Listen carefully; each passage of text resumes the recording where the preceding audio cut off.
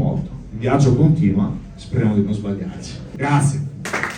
Paolo Borchia per il bis. Momenti come questo tornano ogni 5 anni, però chissà come sarà il mondo fra 5 anni e sono battaglie di grande attualità. Sì, il mondo è cambiato in maniera molto significativa negli ultimi 5 anni, 2 conflitti importanti purtroppo ancora in corso, una pandemia, una crisi energetica che ha messo a nudo i limiti di questo paese, i limiti dell'Europa. È successo tanto, bisogna avere la capacità, la lucidità per capire quello che è successo e poi soprattutto per avere una visione futura che ci consenta di risolvere i numerosi problemi che purtroppo gli ultimi 5 anni ci hanno lasciato in dote. Queste elezioni c'è il proporzionale, per cui sono particolari. Come le vive l'uomo? Paolo Borchia, segretario e anche europarlamentare, insomma, è una sfida personale anche. Diciamo che è la parte finale di un percorso che è stato un percorso di tanta intensità sia su Bruxelles che a livello di territorio, per cui